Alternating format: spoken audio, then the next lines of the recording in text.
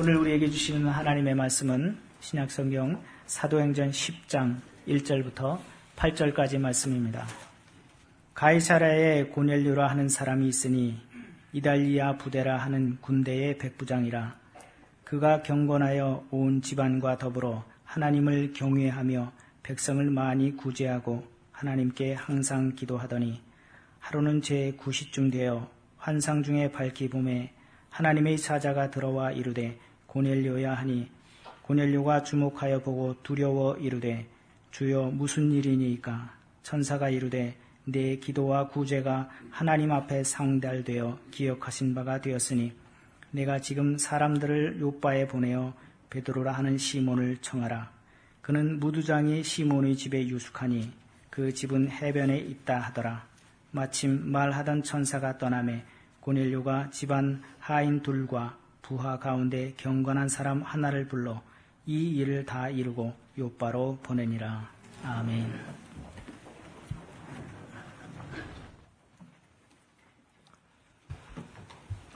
그동안 제 개인적인 건강 문제로 교우님들께 심려를 끼쳐드려서 대단히 죄송합니다.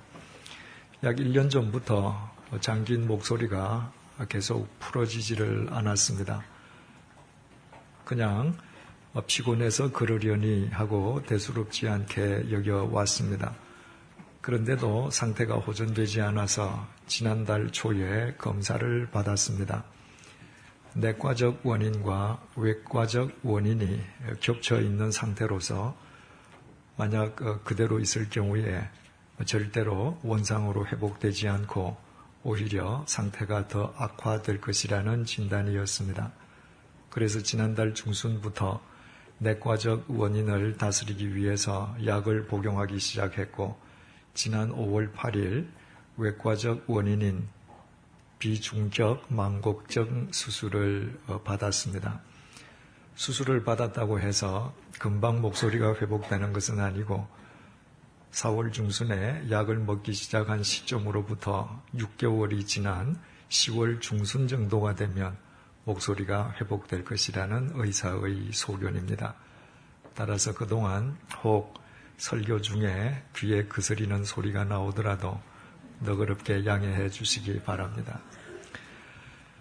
가이사랴에 있는 백부장 고넬료가 어느 날 환상을 보았습니다. 더 정확하게 말씀드리면 환상 속에 나타난 천사를 통해서 하나님의 말씀을 듣게 되었습니다.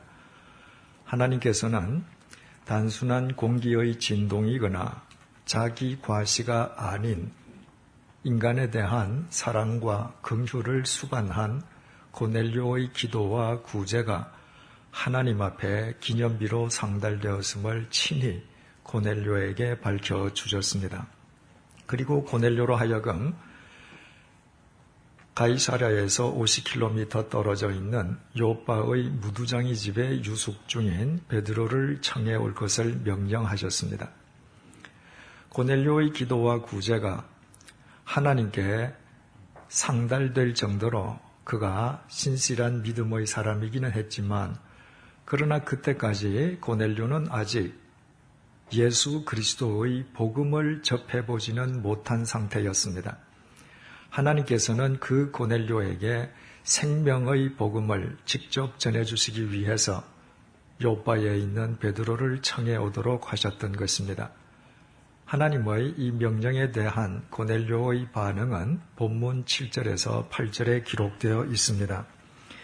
마침 말하던 천사가 떠나매 고넬료가 집안 하인 둘과 부하 가운데 경건한 사람 하나를 불러 이 일을 다 이루고 요빠로 보내니라. 고넬료는 그 즉각 자기 집안 하인 가운데에서 2사람, 그리고 자기 휘하 병사 가운데의 1사람, 도합 3사람을 차출하여 자초지종을 상세하게 설명한 뒤에 그 3사람을 요빠로 보내었습니다. 물론 그곳에 있는 베드로를 모셔오기 위함이었습니다.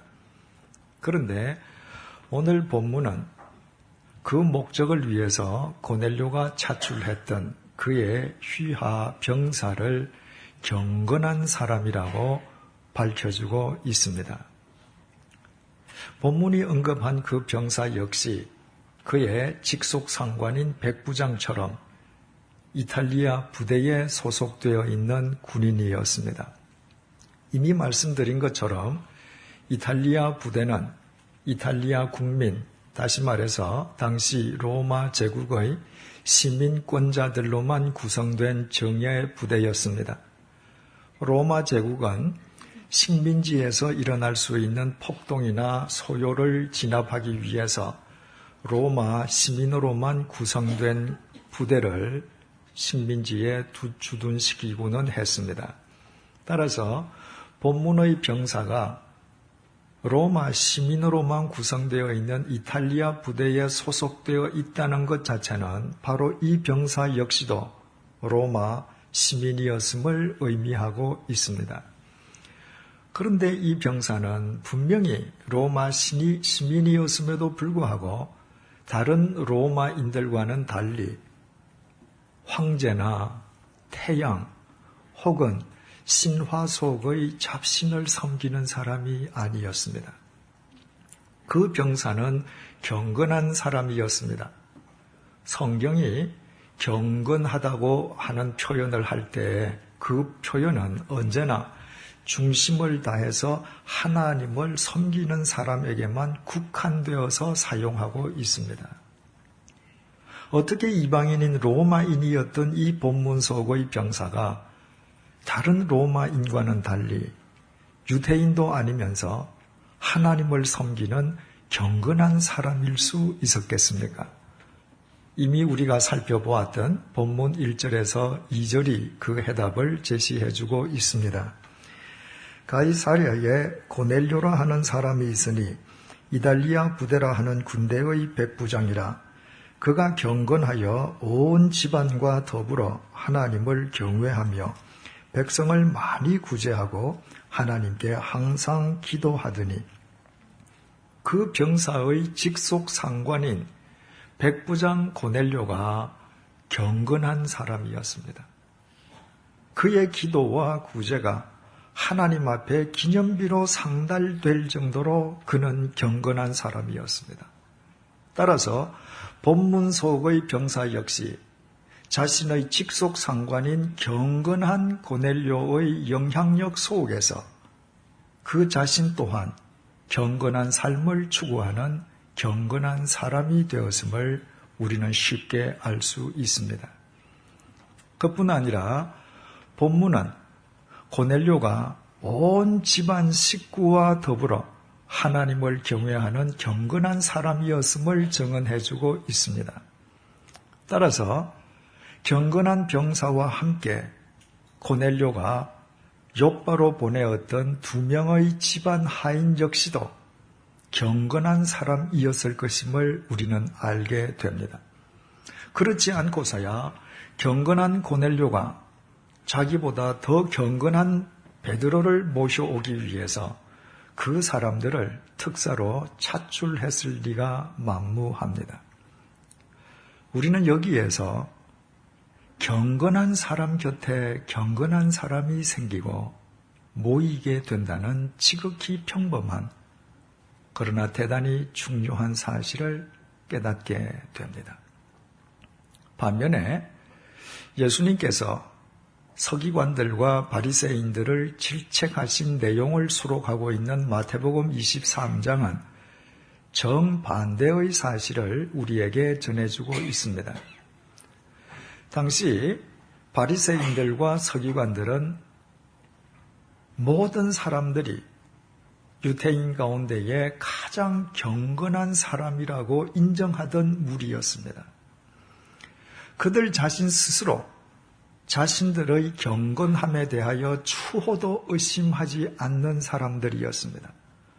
하지만 예수님께서는 그들을 가리켜 경건하다고 말씀하시기는커녕 도리어 크게 질타하셨습니다. 화 있을진저 외식하는 서기관들과 바리새인들이여, 너희는 천국을 사람들 앞에서 닫고 너희도 들어가지 않고 들어가려 하는 사람도 들어가지 못하게 하는도다. 화 있을진저 외식하는 서기관들과 바리새인들이여, 너희는 교인 한 사람을 얻기 위하여 바다와 육지를 두루 다니다가 생기면 너희보다 배나 더 지옥 자식이 되게 하는도다. 화 있을진저 외식하는 서기관들과 바리새인들이여, 회칠한 무덤 같으니 겉으로는 아름답게 보이나 그 안에는 죽은 사람의 뼈와 모든 더러운 것이 가득하도다. 이와 같이 너희도 겉으로는 사람에게 옳게 보이되 안으로는 외식과 불법이 가득하도다. 뱀들아, 독사의 새끼들아, 너희가 어떻게 지옥의 판결을 피하겠느냐? 자타가 경건하다고 공인하는 그들이었지만 주님께서는 경건은 고사하고 그들을 가리켜 오히려 지옥 판결을 피할 수 없는 인간들이요, 자기 주위에 있는 사람들마저도 지옥 사람으로 전락시키는 외식주의자들, 다시 말해서 이중인격자들이라고 판정하셨습니다. 이것은 당시 대제사장을 포함한 제사장 무리에 대한 판정이기도 했습니다.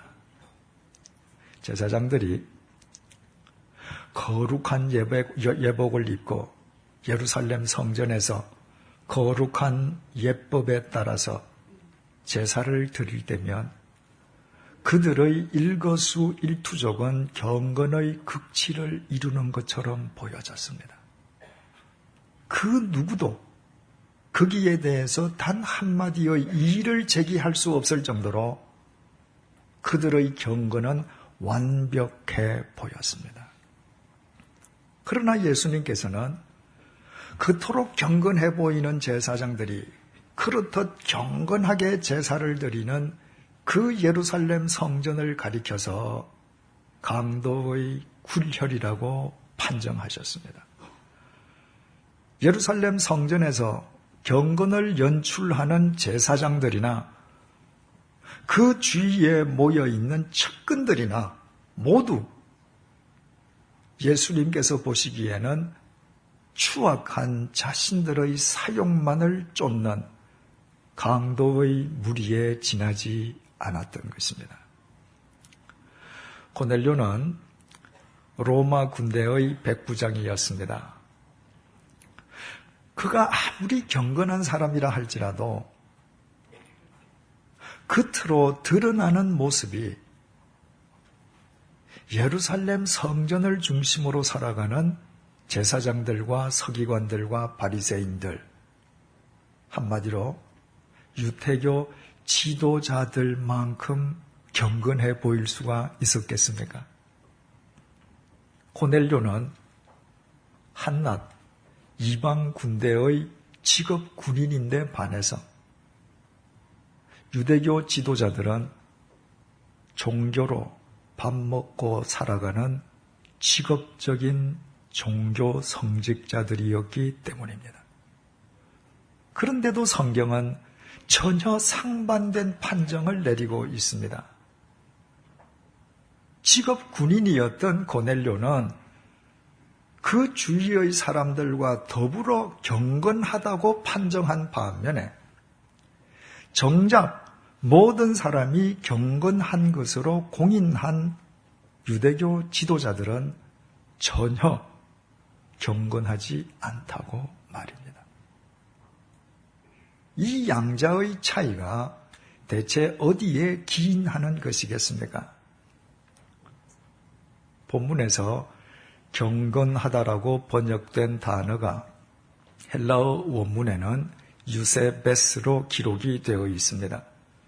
이것은 자를 의미하는 부사 유와 경배하다, 섬기다, 공경하다는 의미의 동사 세보가 합쳐진 합성 단어입니다. 즉, 경건한 사람이란 하나님을 잘 경배하고 하나님을 잘 섬기고 하나님의 뜻을 잘 쫓아 사는 사람을 일컫습니다.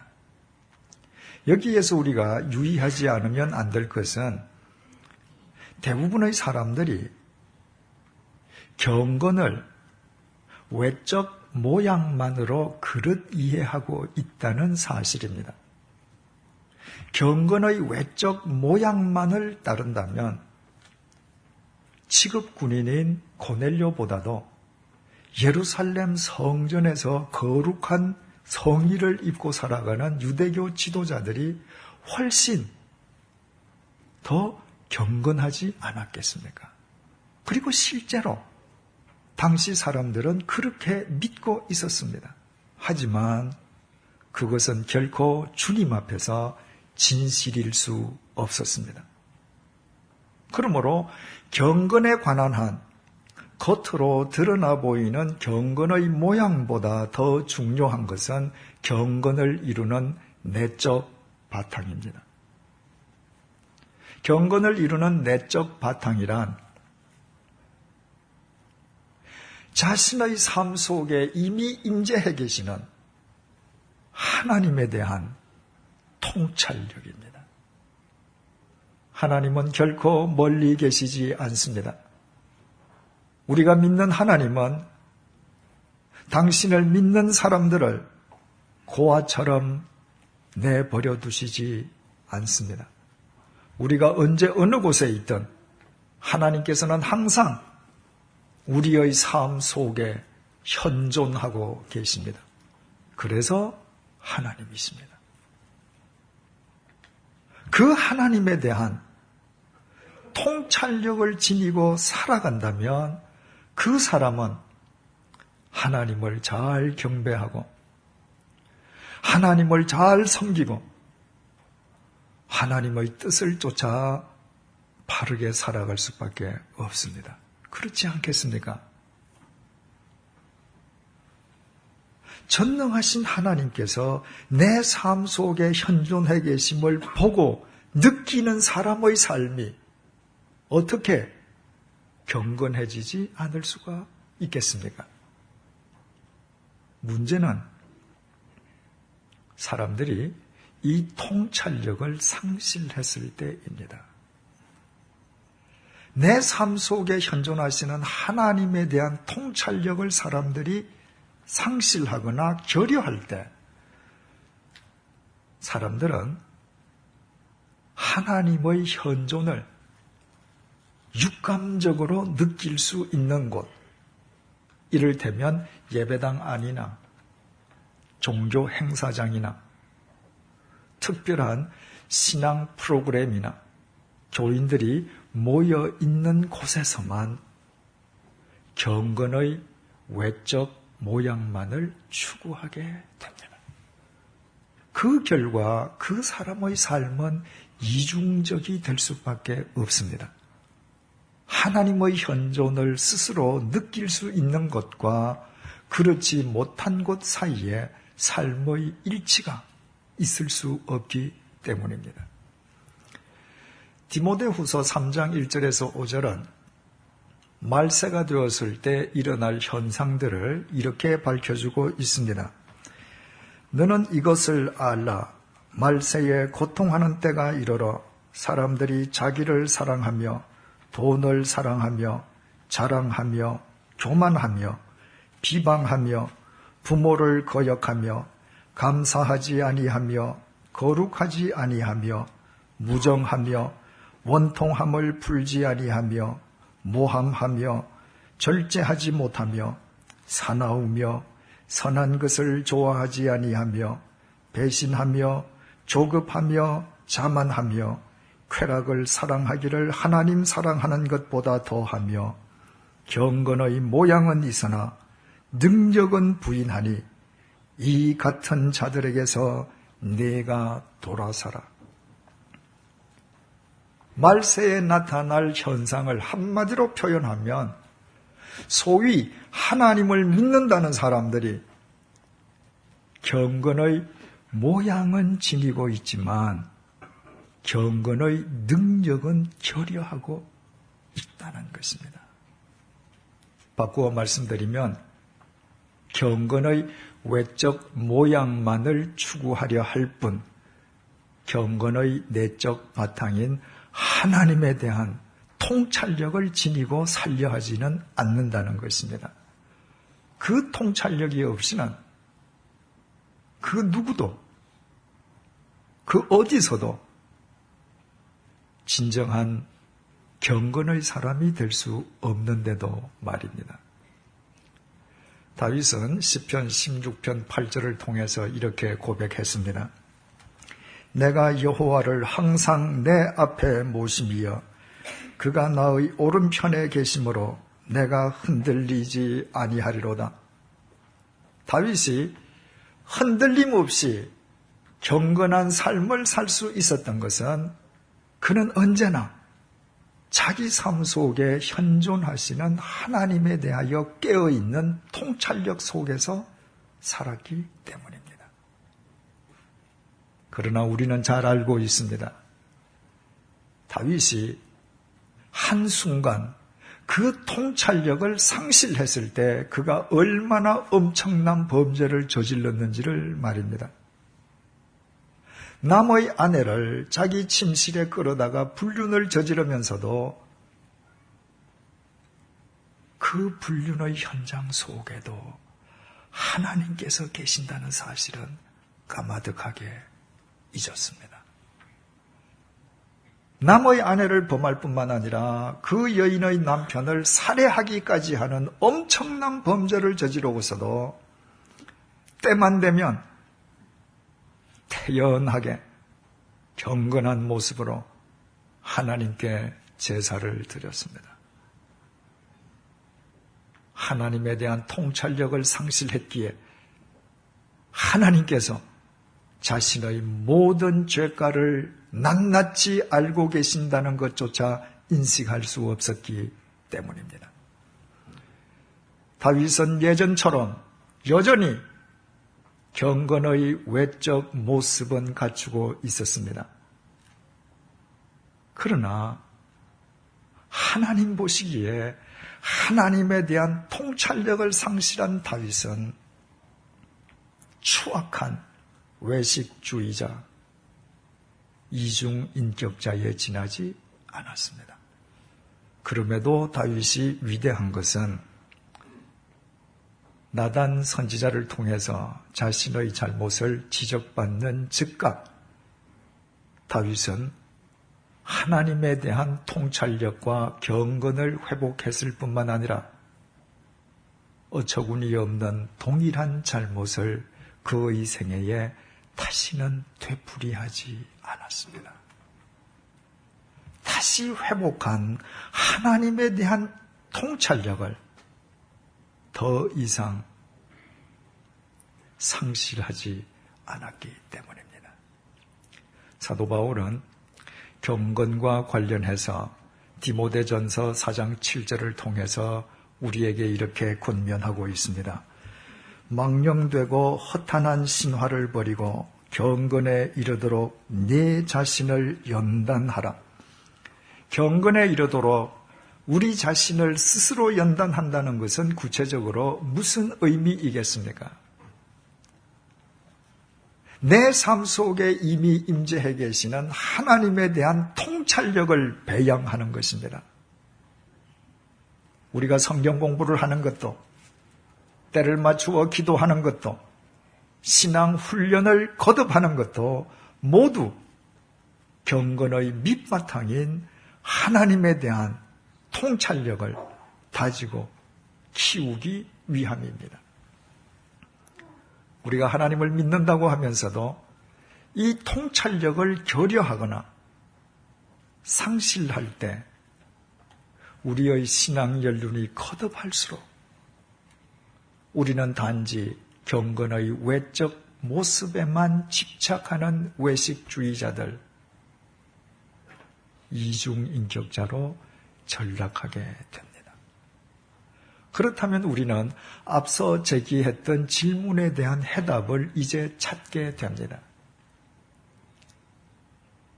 예루살렘 성전을 중심으로 자타가 공인하다고 인정하는 유대교 지도자들을 제쳐놓고 성경이 이방인에다 직업 군인이었던 고넬료를 경건하다고 판정하는 것은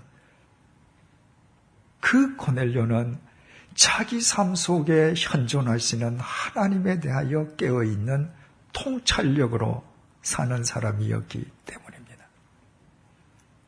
하나님에 대하여 얼마나 깨어있는 통찰력 속에서 살았으면 그의 기도와 구제가 하나님께 기념비로 상달되기까지 했겠습니까? 그리고 그 결과로 집안 하인들과 휘하 병사들처럼 그 주위 사람들 역시도 경건한 고넬료의 영향 속에서 경건한 삶을 추구하는 경건한 사람이 된 것은 지극히 자연스러운 수순이었습니다. 반면에 자타가 경건한 사람으로 공인하던 유대교 지도자들이 하나님 앞에서는 흉측한 이중인격자로 매도당할 수밖에 없었던 것은 자기 교만에 빠져있는 그들은 자신들의 삶 속에 임해 계시는 하나님에 대하여 겸손하게 통찰력을 가지려 하지 않았기 때문입니다.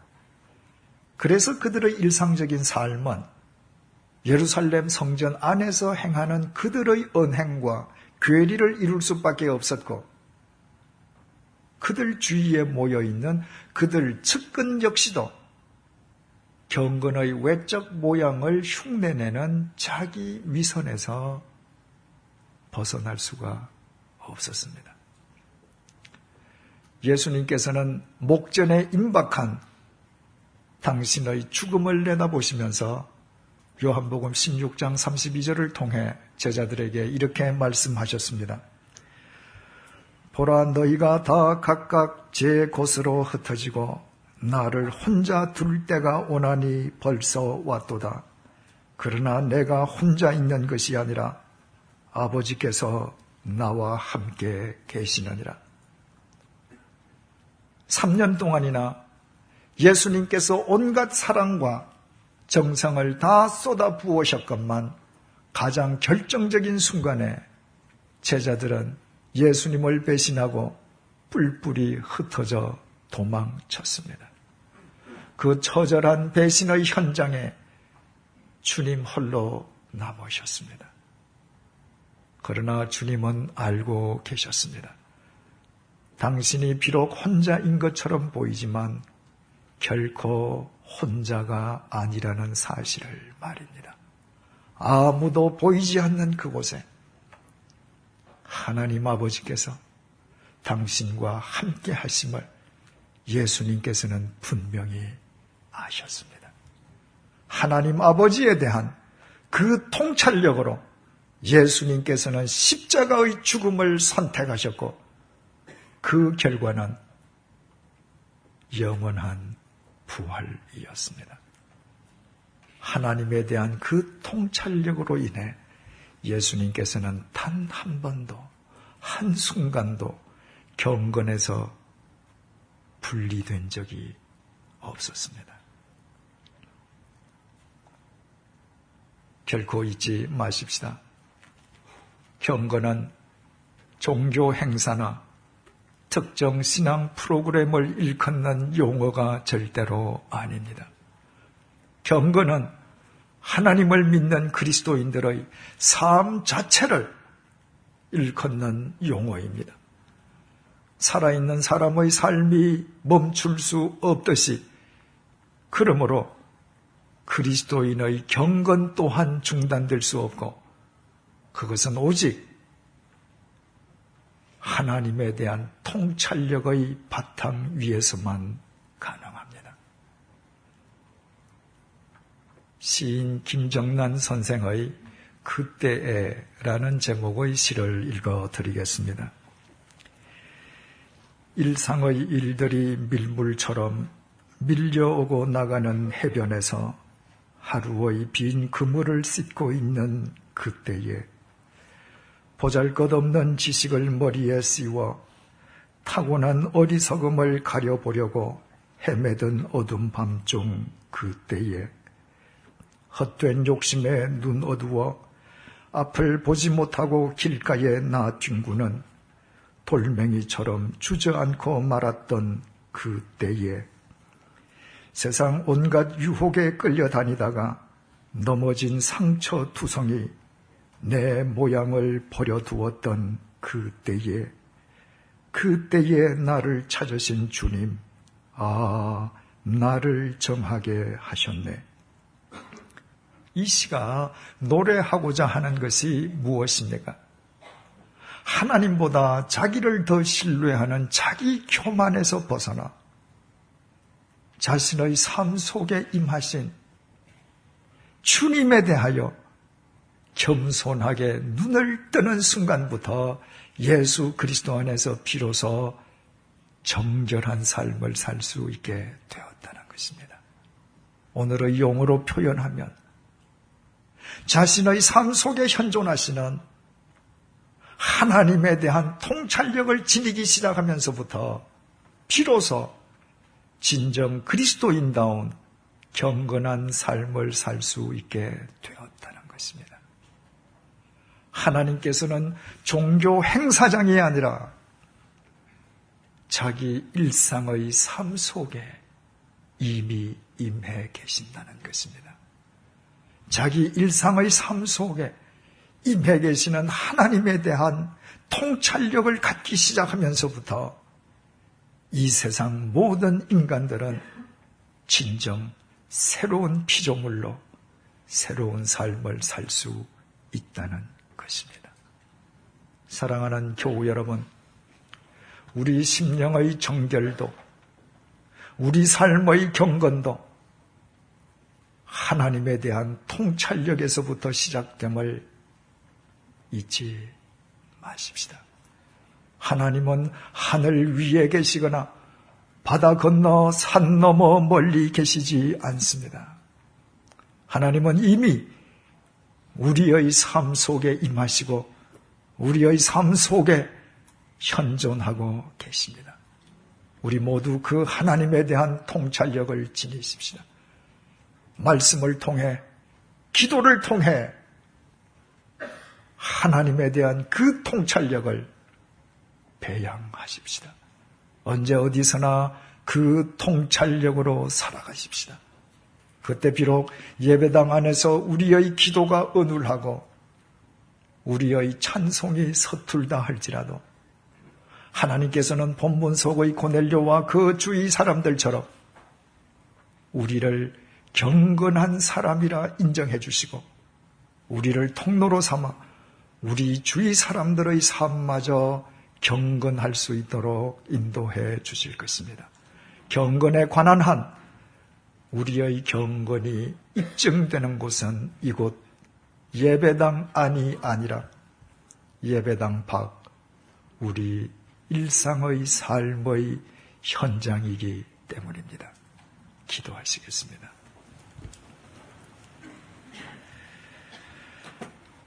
하나님 아버지, 오늘 본문을 통하여 경건한 사람 곁에 경건한 사람이 있고 외식하는 사람 주위에 외식하는 사람들이 모여들물 일깨워 주셔서 감사합니다.